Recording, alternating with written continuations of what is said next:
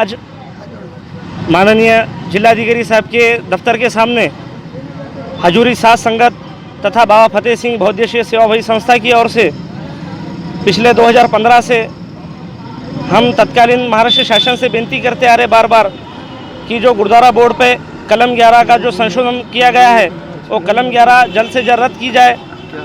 Gurdwara board का 8 मार्च को जो कार्यकाल ख़त्म हो चुका है, गुरुद्वारा बोर्ड के इलेक्शन की प्रक्रिया शुरू की जाए और जो हर 3 साल में 3 सदस्यों के जो इलेक्शन होते हैं वो 3 सदस्यों की जगह 11 सदस्यों की इलेक्शन लिए जाए। मेरी महाराष्ट्र शासन से माननीय उद्धव जी ठाकरे साहब, उप मुख्यमंत्री अजीत दादा पवार साहब, देश के हमारे नेता शरद चंद्र जी पवार साहब, महसूल विभाग के मंत्री बाड़ा साहब जी थोरा साहब, हमारे लोकप्रिय नेता पालक मंत्री अशोक राव जी चौहान साहब से हाथ जोड़ के बेनती ये है कि नगर पालिका, विधानसभा, लोकसभा ये सभी के कार्य का इलेक्शन टाइम टू टाइम किए जाते हैं, लेकिन सिखों के साथ ये अन्याय हमेशा क्यों? जब तक हम लोग धरने, उपोषण, चक्री उपोषण, आमरण उपोषण नहीं करते हैं तब तक गुरुद्वारा बोर्ड के इलेक्शन नहीं लिए जाते हैं। और आज के तत्कालीन गुरुद्वारा बोर्ड ने करोड़ों रुपए का भ्रष्टाचार कर बैठे हैं।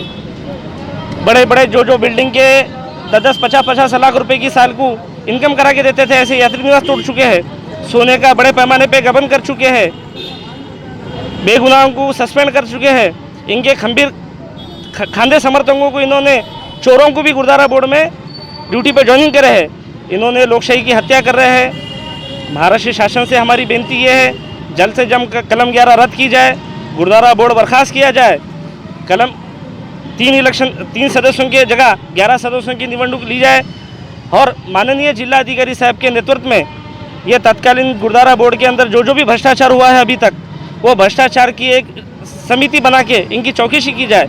ये मानने हो तो आपका अगला आंदोलन क्या है? आज 23 तारीख से हमने चक्री उपोषण शुरू किया है।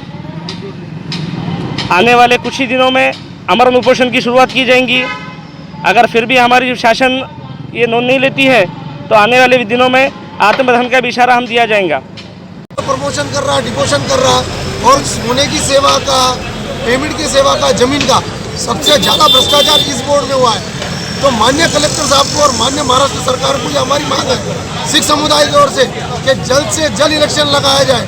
और अभी आंदोलन शुरू हुआ है 23 तारीख को, बंदी सिंह जी और खुशहाल सिंह जी आज वो आंदोलन पर उन्होंने बैठे हुए हैं और सिख समाज इनके नाल है और समाज आगे ये चक्री उपोषण को बढ़ाएगा।